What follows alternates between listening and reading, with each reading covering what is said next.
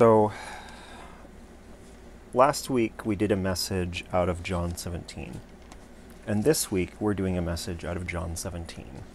And we're probably going to camp here for a while in terms of like what we share. So, just to kind of go back and read over it again.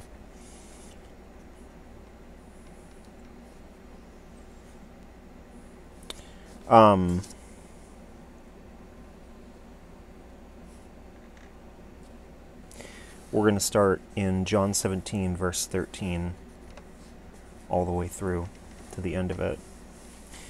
Jesus says, "I am coming to you now, but I say these things while I am still in the world, so that they may have the full measure of my joy within them. I have given them your word, and the world has hated them, for they are not of the world, any more than I am of the world. My prayer is not that you take them out of the world, but that you protect them from the evil one. They are not of the world, even as I am not of it. Sanctify them by the truth, your word. Sanctify them by the truth, your word is truth. As you sent me into the world, I have sent them into the world. For them I sanctify myself, and that they too may be truly sanctified. My prayer is not for them alone. I pray also for those who will believe in me through their message, that all of them may be one, Father, just as you are in me and I am in you. May they also be in us, so that the world may believe that you have sent me. I have given them the glory that you gave me, that they may be one as we are one. I in them and you in me, so that they may be brought to complete unity. Then the world will know that you sent me and have loved them, even as you have loved me. Father, I want those you have given me to be with me where I am, and to see my glory, the glory you have given me because you loved me before the creation of the world. Righteous Father, though the world does not know you, I know you, and they know that you have sent me. I have made you known to them, and will continue to make you known, in order that the love you have for me may be in them, and that I myself may be in them." That's good. Amen. Last week we talked about one attribute of this, because the reality is even just from verse 20 through 23, we could spend a lot of time unpacking what Jesus is talking about, because it's not just one thing. The concept of having unity with each other and with God is kind of big. It's like if you talk about marriage, like when Jesus talks about what marriage is supposed to look like, and then you have to unpack everything associated with that. All the ideals versus the way things are, and where grace comes in.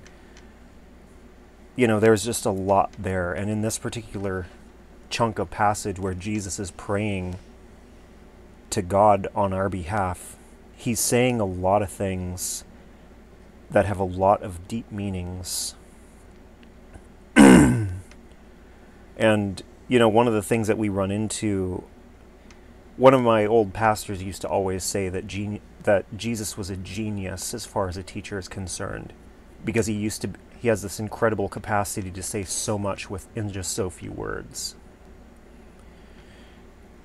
So tonight, last week we talked about kind of the myth of loneliness and the idea that we feel alone often, but it's never really true. Whereas tonight we're talking more about where we find our identities, but more than anything about relationship and what that looks like, the unity that we have with one another, how that's fostered, what that looks like, and how we get there.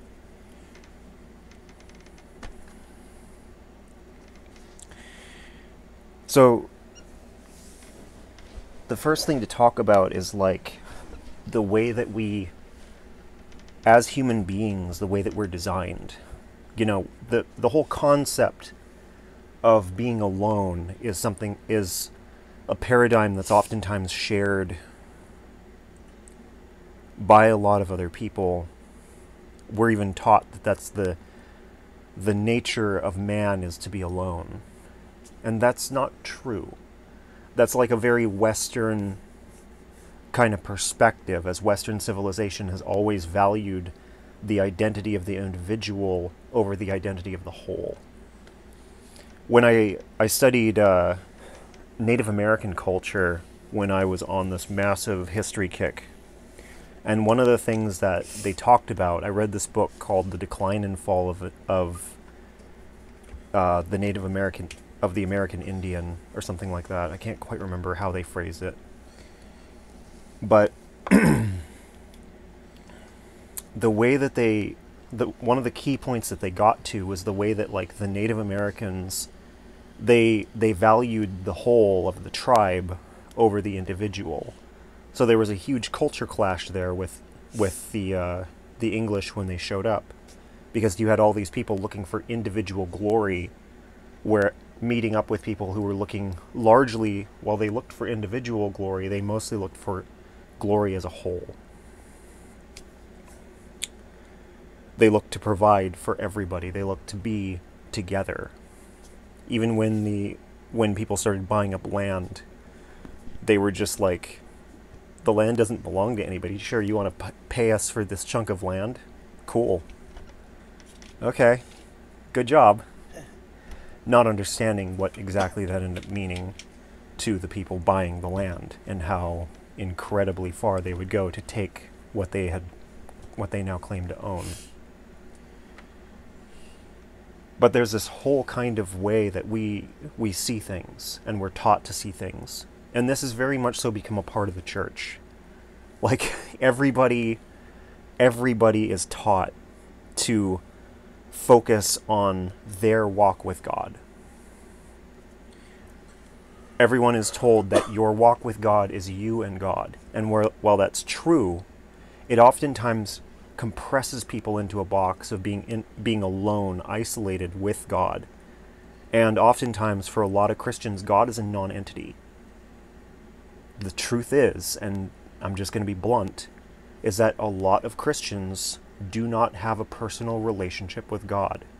Not outside of the prayers that they say and the time that they spend reading the Bible, and for a lot of them, they're taught to believe that that's enough. And the truth of the matter is that that's not what Jesus is praying for us to have. When he talks about us having unity with him, he in us in him, God in us, that whole thing, that doesn't mean just showing up to church, praying, and reading your Bible. That means a lot more. That's a relationship. That's an intimate, deep relationship where you know each other. Think of in Matthew when Jesus gives that very, like, problematic warning that we all kind of, that oftentimes people are so afraid of, which was, you know, many will come to me saying, Lord, Lord, I did all these things in your name. And he'll say to them, I never knew you. Away with you. That's a scary passage. It's a scary passage unless you know him. And that's the thing. A lot of Christians, a lot of Western Christian kind of mentality and doctrine puts us in places where we're not close to God. Not really. So where we talk about this with John 17 and Jesus' prayer for us, it's to understand the intimacy that we can have, that he wants for us. He prays for his disciples, the individual people who he knew personally and were there, because he had a personal connection to them, a personal relationship with them. They lived together, they walked together, they did everything together. And as for Jesus, you know, he then extends that out to everybody else. Also for the people who are going to know me by their teachings. Let them understand the unity. We're all welcomed into that place. And then when Jesus says at the end, for those you have given to me, I want them in heaven with me. Like, if you go back to John 5, who was given to Jesus? What it says in John 5 is that all things were put under Jesus by God. We'll go read it real quick, just for funsies. Where? John 5.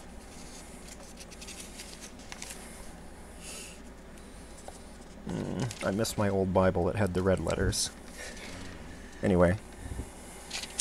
What verse? Do you know that? I don't know yet. That's why I missed the red letters. I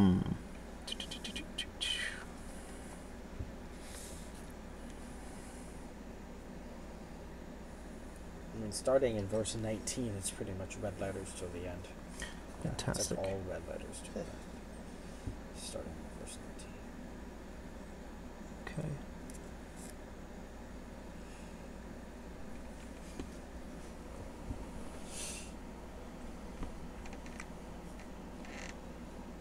There it is. Jesus gave them this answer. Very truly I tell you, the Son can do nothing by himself.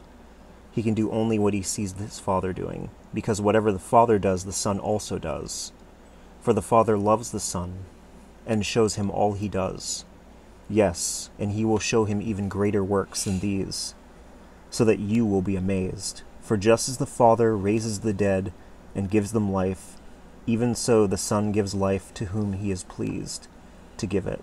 Moreover, the Father judges no one, but has entrusted all judgment to the Son, that all may honor the Son just as they honor the Father.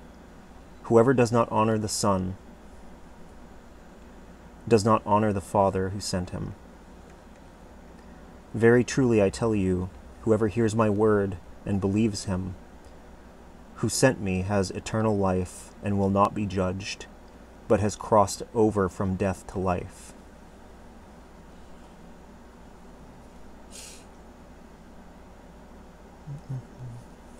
Very truly there it is, yep. Very truly I tell you, a time is coming and has now come when the dead will hear the voice of the Son of God, and those who hear will live. For as the Father has life in himself, so he has granted the Son also to have life in himself. And he has given him authority to judge, because he is the Son of Man.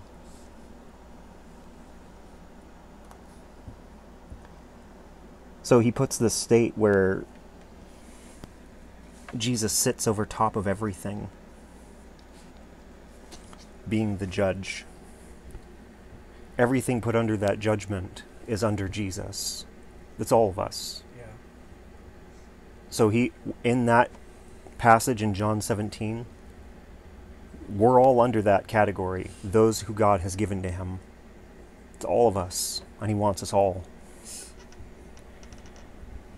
So there's this reality that a lot of us have just not really had the opportunity to appreciate, which is that there's a place for us in heaven, that Jesus wants us there. And it's his dream, his goal, his actual prayer, which is what John 17 is. It's just Jesus praying for us, for his disciples, for us, to God. That's his prayer. The prayer of Jesus Christ is for us to be close to each other, to him, and to be in heaven with him. So we're wanted.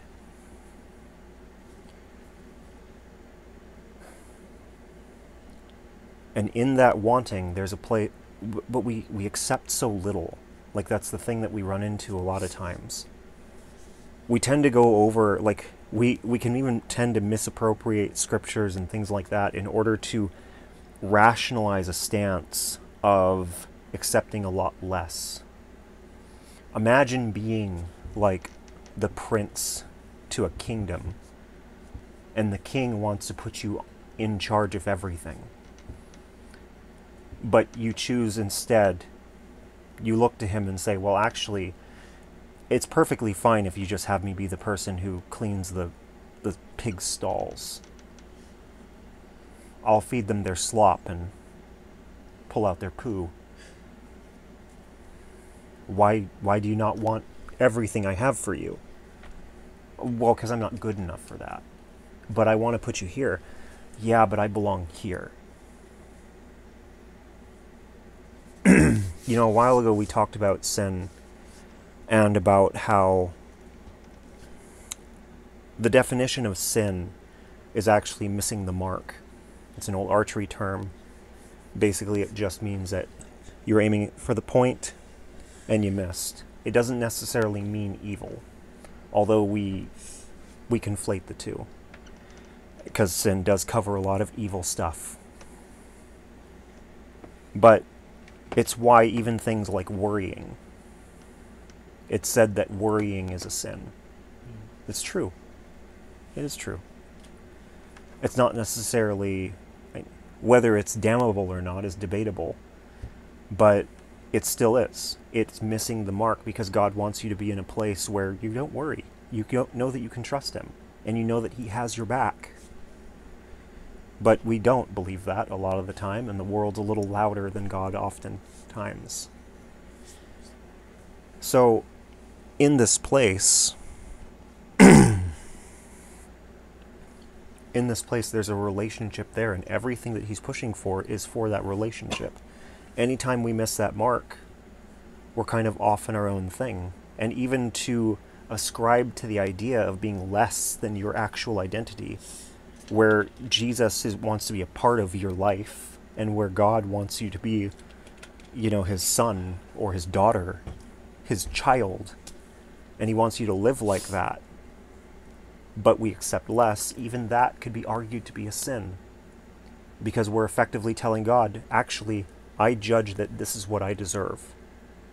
And he's just like, I'm the judge. I make that decision. But okay, you can have what you want.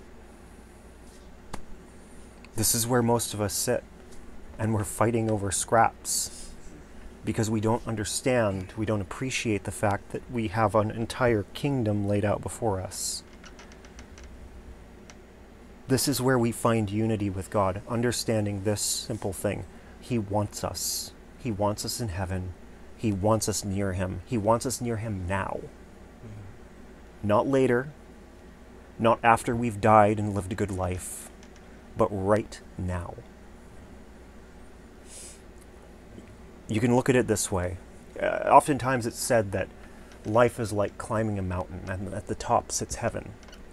You can either make that climb to try to reach God, or you can make that climb with God. That makes sense. That's your choice. God's verdict, though, is that he wants to have you do that climb with him, because he can keep you safe, and he can direct your path, and he can help you along the way, because it turns out he can climb great. And sometimes, if need be, he can drag you, or carry you, or throw you. So this is one aspect of this, the part of God and us, and where he seeks unity with us, he seeks closeness with us. And that's something where our hearts would need to be opened up. But we'll get into that in a little bit. The other part to talk about is in relationship with one another. This part is harder. You hear a lot of scriptures that say things like, I believe it's in 1 Corinthians where Paul says, I'm remembering this correctly, it's Paul, but he says, do not, effectively, to paraphrase, because I can't remember it off the top of my head, do not give up on meeting together, meeting up with one another. Do not give up on assembly. You also have in James, where James talks about how it's good for brothers to confess their sins to one another.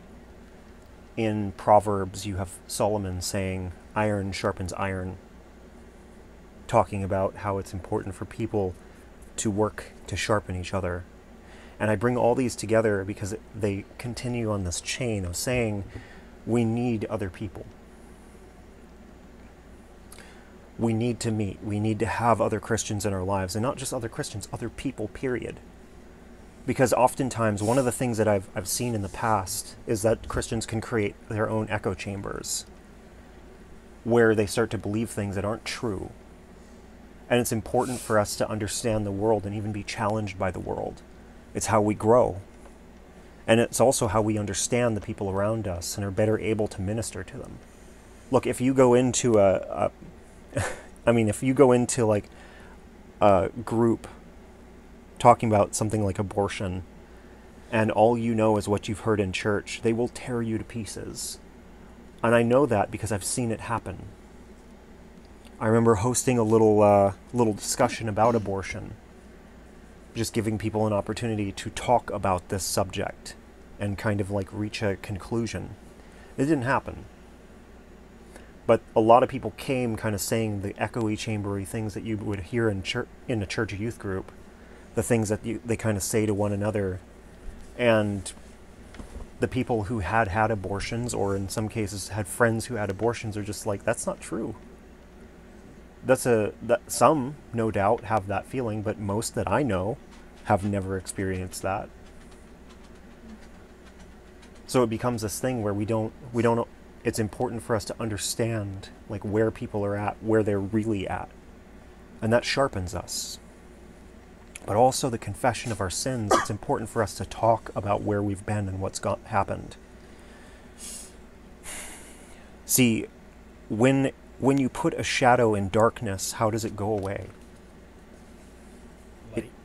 Right. Exactly. But if you don't shine a light on it, what happens to it? Gets bigger. No, it just stays there. Like it's just there. And the concern of it, it just sits. And it just stays. And if you're afraid of it, or if it bothers you, it just continues to scare you or bother you. Yeah. A shadow doesn't go away in darkness. And that's the way that a lot of us approach sin. That's the way that a lot of us approach everything. You know, last week I made a point in the message about loneliness about how, number one, there are always people nearby. You always have access to people, especially now. I mean, social media, phones, everything, emails. It's cake. You literally have all of your friends at the ends of your fingers. And someone will answer. In that same way, though, one of the things that I touched on last week but didn't really get into is this point about the way that we're all people. And seeing as we all struggle with the same things. And oftentimes it's in that we have that concept of like, I'm alone. I'm alone with all of these problems. A lot of people with anxiety, for example, they feel alone with their anxiety. According to polls and different like stats out there, most Americans struggle with anxiety disorders. And yet all of them feel like they're alone with their anxiety disorders. It's a common thing. Yet everyone thinks that they're the only one. And this is a major problem, is that we all kind of struggle with these different things. And then when you get into the church, I feel like I've had to spend years talking about pornography. Just endlessly about pornography. Because that's like the big sin that if you go to the youth group or the men's group or what have you, every man has an issue with pornography and none of them talk about it. Luckily, I've been in groups where we do talk about it. Mm-hmm. But it's just like, it's this thing where it's this quiet little thing that no one's addressing, but everyone's all buttoned up and afraid to talk, because if they open the door on that, it's going to get out. And you never know what's going to happen when it gets out. People will judge you. But in the end, and we'll come back to this point, somebody has to step out in order for that to be free, and in order specifically for the person to be free. If you want to be free of your sins, you have to talk about them. It's just the way it works. I didn't write it. Freedom comes from release, not from holding it in. And this is a common theme that we'll run into. And with, in particular, we all kind of presume that we're alone with these things. You know, a lot of us struggle with feelings of insecurity, doubt, despair, of frustration. I mean, we did spend a significant portion of tonight talking about our frustrations with the world. All huddled together, angry. Together. Angry people. Together. In unity. As one. And the thing is that this is fine. The thing that's important about it is being able to talk through and like come to understandings, to see things. And that's it's so important to confess sins, to talk about these kinds of things. You know, what is bothering you? And this is extremely important for us as people. We need that. We need other people. Because what's more is, it's not just about being able to share and like communicate with other people and understand that you're not alone. But there's also a big part of us that's discovered in the people around us. What I mean by that is that no one of us understands the whole of our identity alone. There's a significant portion of who you are that is found in community. Because oftentimes, you know, us as individuals, when we look in the mirror, when we pay attention to ourselves, we come up with ideas for who we are. And there are some things that we're dead on about. And then there are blind spots where we're really, really wrong about. I remember before I got married, I thought that I was really like a really, really like reasonable man.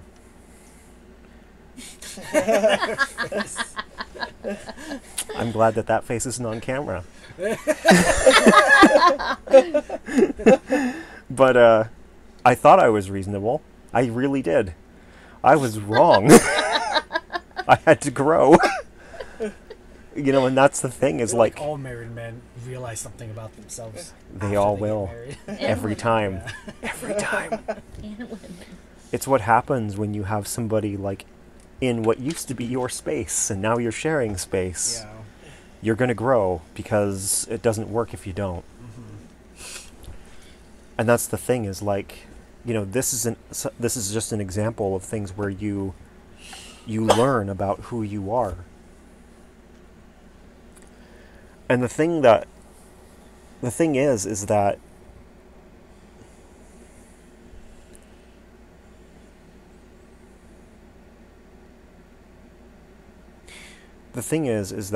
within that scope, you learn about who you are, you learn about aspects of who you are, and that's extremely important. And while we'll kind of delve into that in a moment, there's just this other side that I have to talk about, which is kind of the danger of that. See, the dangerous side of the way our identities work is that it works both ways, and there is a flaw in this design. Where we find ourselves in community, we can also find people who would give us negative impressions or ultimately destructive identity like aspects of identity. If you go to like a lot of us, I think, ran into things like this in high school or such things, when you've got like a crowd of bullies and they're telling you you're weak and then they beat you up to prove that you're weak, and so you take away that you're weak and then you believe that, and that becomes a part of your identity because you think that's true. It's not true. But the only way that you can come to know that is if you have other people around you who can help lift you up and help kind of set you straight as far as what's true, because some people will come around you to be destructive. Sometimes parents. Parents can be some of the worst ones for enabling really, really bad behavior, or creating really bad behavior, or creating environments where everything you have to avoid them. You have to avoid being who you are. Because if you are who you are around them, they'll hate you.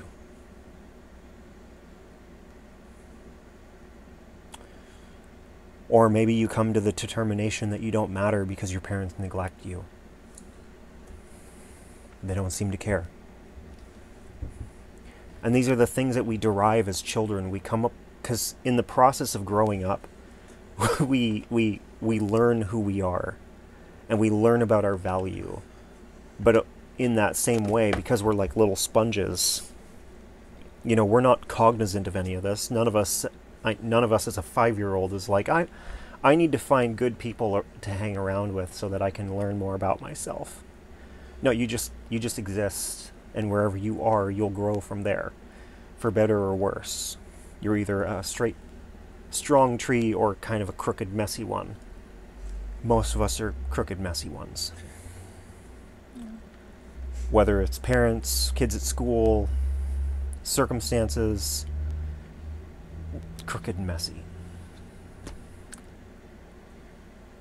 And there is this thing that, and then even then you get into places where, like, we've talked in the past about spiritual warfare and familiar spirits, and the way that the enemy will set up things to, effectively stunt your growth, make you feel comfortable with something that's incredibly wrong. Well, this is normal because my family always did this. You got right there. Because that's not normal. And your family does it. But everybody else's family doesn't. And it's actually in the Bible that this is like a sin according to God. So, something has to be thrown out. And that's really hard because at that point you're conditioned. And this is a thing. When we talk about family and we talk about growth or growing up, the flip side of all this stuff about identity and the way that we derive our identities from each other as much as from ourselves, because you carry it, it's just yours, right?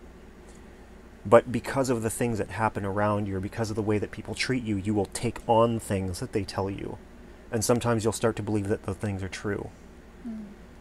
If your parents treat you like a liar all the time and make you think you're a liar, you're going to grow up thinking that you're a liar, or it's going to really hurt when that one comes at you. Or if your parents make you feel alone all the time because they don't care, and you grow up with that abandonment and live with that feeling of abandonment, it's going to hurt, and you're going to recourse back to it very often because you just think of yourself as being somebody who, isn't good enough to have other people around them. You start to develop ideas that, you're not somebody who matters enough for people to want to be around. In the end, everybody's going to abandon you because that's what everybody has always done. So that's your existence. And that's how you live. And what's worse is this kind of stuff then also gets projected onto God. Because in truth, as people, even though we tell ourselves God's different, we're not good at actually doing that. Setting up those kind of barriers. Because we understand relationship as we understand relationship, not as we understand individuals. So we'll look to God as somebody who could totally abandon you at any point in time, or not care about you, or think you're a liar, or whatever. And it all kind of just snowballs from there. But the way out of that, and it gets really easy when we've been faced with those kinds of hurts and those kinds of pains, to turn around and say, well, I'm just going to focus on myself.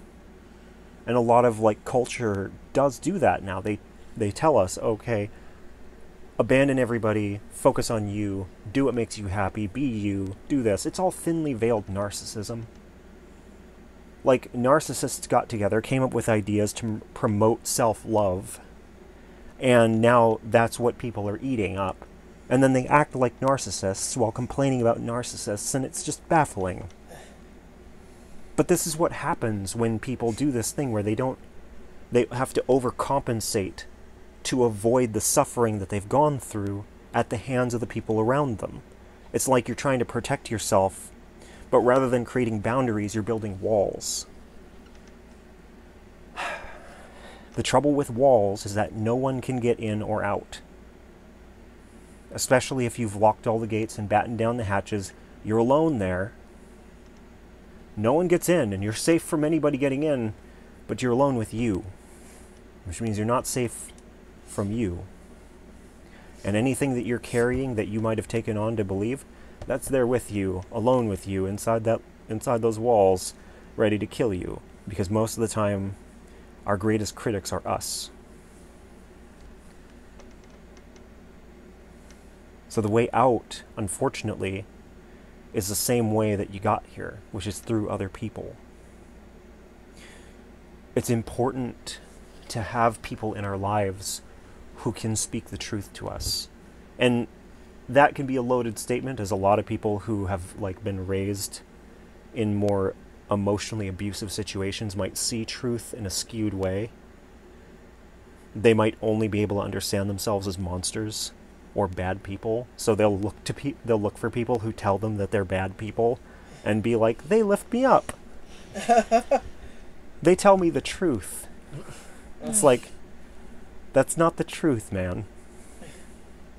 See, as followers of Jesus, we sit in this kind of paradigm. This is why we start talking about God. Because God has an establishment for us, which is this. You're his son or his daughter. You're his child. He loves you. He wants you in heaven, which means you're what? Probably not that bad. Probably even just a little good in his eyes. A little good. If nothing else, you're wanted and you're valuable. But yeah, you're good. So, starting there, we find people who can help us in that direction. And that doesn't mean enabling. It doesn't mean looking for people who just, only, I can't think of another term other than blow smoke up your ass. I'm so sorry. I'm sure there's another one, but it's just not coming to me no matter how. Thank you.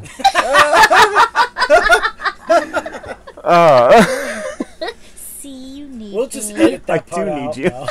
We'll keep the smoke part. No, Blow smoke up your ass. flatter. Thank you. That's funny. But yeah, it's just this thing where, that doesn't mean looking for people who are going to do that. It means looking for people who will tell you, straight up, this is you. Here's your good. Here's where you could grow. And it can be really hard to find people in that boat, but you will find them. And it requires finding them. And that's the part that sucks in the end, because it's just you could have to wade through a sea of terrible people to find the good ones. But it will be worth it in the end. Sometimes God will lead you to the right people. Well, yeah, Heather, obviously. I know I've had, Kidding. different points in my life where, I felt like God was telling me to pray, to ask him for friends. Yeah. And I've been in spots where I had nobody. Yeah. And then I would pray that prayer, and he would bring, all of a sudden I'd have these people in my life. Yeah. You still have to get to know people and take chances, because that's what relationship is. Yeah. But God cares that you have that kind of support system, so he'll give it to you if you ask. Yeah. And that's you climb the mountain either with him or to him. Yeah. With him looks like that. To him is a little uglier. Or at least it can be. But it's just this thing where, in the end, no matter how you want to look at this, whether we talk about just simply existing and, developing as a person, or even the healing from those wounds created by those people and situations where you suffered at the hands of others who decided to try to tear you down. And it was just their goal to hurt you. intentionally or unintentionally. Malice or ignorance, whatever it was, they did it. In both, whichever one you want to go with, they both end at the same point, and that's with other people, that's in community. Because the wounds that are caused by community are healed by community. Oh, man.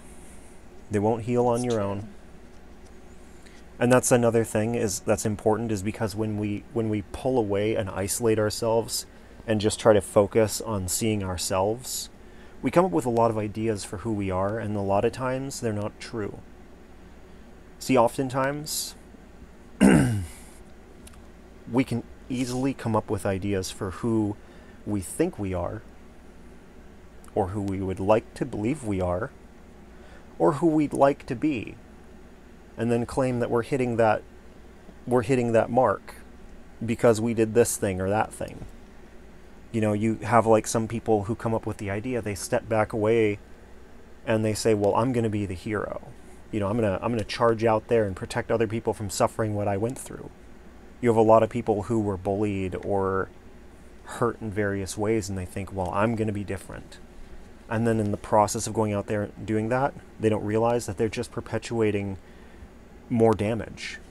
Like, because they're pushing their agenda of like being a hero, they're incidentally removing the agency of other people. So they're stepping on people in order to save them. And they don't see that because they're so focused on the fact that they're saving them. And these people get hurt, and they see this person as a bully. And they say, I don't want to be around that person. And they don't understand why. Because they don't see what they're doing. And that's, you know, just an example of what happens when we try to derive personality, derive our identities in isolation, without having that communication, without community being able to like work within the realm of helping us grow as people. It's important. It's really, really important. And that's how we find ourselves in states of how we unify with one another. It's not a painless process, no matter what. You will have people who offend you or hurt you, or, you know, you'll have fights and so on, arguments, disagreements. You'll have people who just come up with completely different perspectives than you do. And a lot of times, that needs to be okay.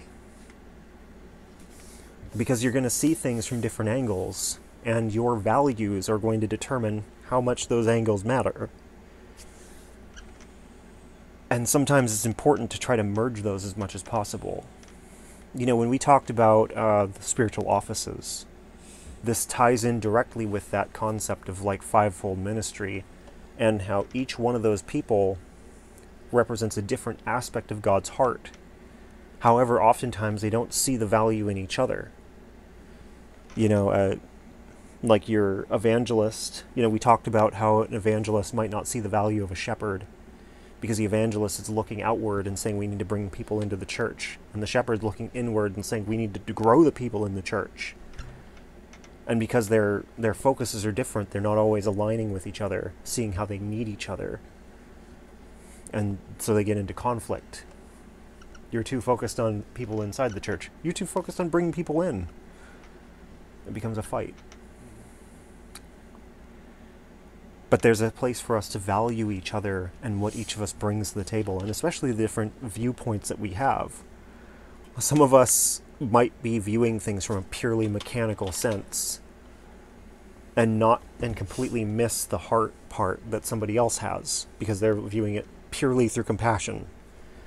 And there's a middle ground maybe somewhere in there that needs to be reached for things to be right or good, or the most beneficial as opposed to the least beneficial.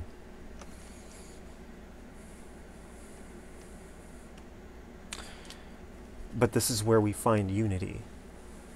And it has to be with each other. We have to be in community in order to do that. Because if we're not with each other, if we're not talking to each other, if we're not involved with each other, and it needs to be intimate. And intimate is a word that some people get comfortable with. But it's important to understand what that means is simply just a deep relationship where there's not a lot of walls or boundaries between you. Boundaries that keep you safe, sure. Boundaries that keep other people out, less so. But even being able to talk about what boundaries you have. What do you need? What do you need help with? You know, like a personal thing was this past week, the weekend, I had this like moment where I just got hit by like a lot of insecurity and despair, and I started questioning a lot of things about myself, and I kind of fell back into an old mindset that I don't really live in a whole lot anymore, but then it was there, and just kind of like, it just took off. And the truth of the matter is that when I was alone, living alone, it was easy for that to become something that I believed. You know, before I got married, I was under the impression that I would always be alone, that I would never find a relationship, I would never find a wife. I had come to believe that I was very difficult to enjoy being around that much. That's sad. Oh no, I liked playing frisbee with you. Yeah. Well, I'm good in small doses. See? But that was what I would tell people. But that was the thing, was I had come to believe this because of what I had endured. And so the idea of getting married and having her not divorce me after like a year or ever or ever was something that was completely like outside of my spectrum for understanding. But that's what happens when you're in isolation, because those insecurities, those feelings of despair, there's no one there to fight with them. There's just you. And it sucks, but a lot of times, especially if you're already kind of bent that way, you don't always have the power to say no to that. Sometimes you say no, that can't be true, and then quietly say, it's true. I'm that person. Especially once you start finding evidence.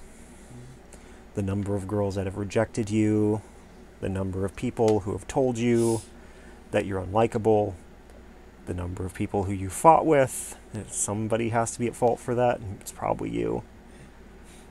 Different things like that kind of come to the mind, and they can take residence inside of your heart, and suddenly you're a bad person, and you believe you're a bad person, and you live there.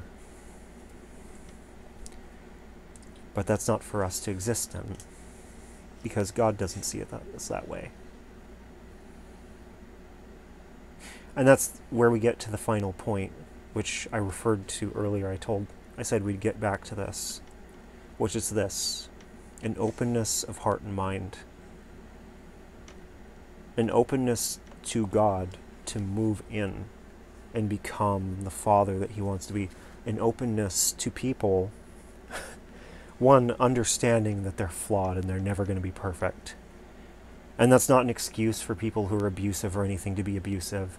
It's simply a statement of the reality that that no one's going to be perfect. You might find somebody who might be like your best friend, and you'll still get annoyed by the way that they look at you sometimes, or the fact that they always whine about the same exact problems and don't listen to you when you tell them it's going to be okay, even though you've been right for 10 years. 10 long years. Not saying that about anybody specific. Anyway. But at the same time, they'll be your best friend, and you'll love them to death, and they'll love you to death. But it takes that part of moving in on that, being open to that, being open to people who you might not expect to ever become your friend, who maybe you hated the first time you met. And then they become your best friend for like 15 years. It's weird. But the thing of it is that just that openness in heart and mind, that goes a long ways. Because everything that Jesus is praying for in this about unity, and us being open to a relationship with Him, calling us to understand what this means, Nobody gets this. I'm sharing messages about this, having God talk to me throughout the course of the week to give me like insights as to what I'm supposed to be talking about. And we're probably going to be camped on this chapter for at least a couple more sessions. And I cannot tell you everything about it because I don't fully understand it, nor will I. Because the reality of this is what this level of unity and relationship with God looks like is beyond what even I'm capable of understanding and reciprocating to you guys, because it's something to be experienced. You can't just teach it. You have to learn it by yourself. You have to experience it. You have to come to a place where you can look up and say, okay, God, I know that you're here with me. Can we talk? And then be open to hearing from him. Not saying, you'd never talk to me, I'm not worthy. Or saying, well, I'd really like it if you talked to me. Or looking up and saying, hey, universe, can you respond to me? Because God doesn't respond to universe, he responds to his name. Whoever's out there, you want to talk? God's not going to answer that. There's this reality that for us to have relationship with God, it takes an openness towards him. For us to have relationship with each other, it takes an openness towards us. You talked about earlier, Aaron, about the way that your friend walked up to you in first grade and just said, hey, you want to be friends? And you were like, sure. And then you've been friends since first grade. Unhuman. That's real, though. Like, there's nothing wrong with still doing that when you're 30.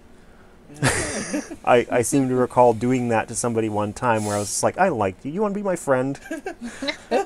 Are we a little old for like first grade stuff? Who cares? Do you want to or not? Fine. Cool, we're friends now. Yeah. It really can be that simple. It can be. Wow, I don't think I even realized the heater, white noise. The noise was on until it turned off. Yeah. The dehumidifier. Yeah, that's what it is. Yeah. It's So funny. Anyway. But yeah. So with that, like, that's just the final point. It's just be open to a relationship with God that doesn't look like what everyone tells you it's supposed to look like, but is real. You know, look to have... everyone wants everyone wants... I don't know what everyone wants, honestly. I don't know. I do know that what everyone should want is like a relationship with God that looks like what Jonah has. Even though Jonah was, being rebellious, it should look like what Ezekiel has. Or Elijah has. It should look like Moses, even though Moses was rebellious too. Or David. It shouldn't look like the Pharisees, where they piously quote scriptures at each other and talk about how great they are. It should be the other things, where you're just living a life and God's there with you. And it looks messy and terrifying at times, but it's amazing. Because I'll tell you, like, point blank, there's no way that Ezekiel was ever like, oh, I'm such a hero for the Bible. Yeah, I'm following God, and years from now, people will read my writings and be like, yeah, Ezekiel, I want to be like him. No, he was just like, okay, God, what's next, man? Like, this is hard. You want me to do what? Or Hosea, poor, sweet, gentle Hosea. You want me to lay on my side for 40 days and really? Because to illustrate Israel. Okay, fine. Was he the one that had to marry the prostitute? Yeah. And have kids with her. Yeah. Yep. Specifically. Have kids with her. Did that happen? Yes. Oh, yes. But that's the thing is, like, none of those people were like, I'm a hero for the Bible. Mm-hmm. Later on, people are like, wow, these guys are really impressive. Yeah, heroes of the Bible. That's what we'll call them. Sure. No way. No way did they think that they were heroes. Moses did not think that. He was terrified. He had to have Aaron speak for him. Remember? Mm-hmm. David did not think of himself as a hero for God. Read his Psalms. Most of his Psalms are like either really depressed or really angry. Blessed is he who dashes his enemy's head against a rock. Yeah.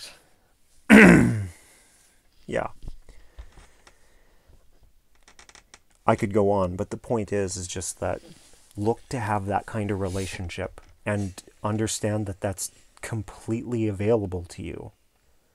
Jesus called us to follow in his example. Jesus had a relationship with God. He illustrated that over and over and over again, talking about the Father and being in the Father and how they only do things together. That's important for us all to exist in and to have. Anyways, that's what I got.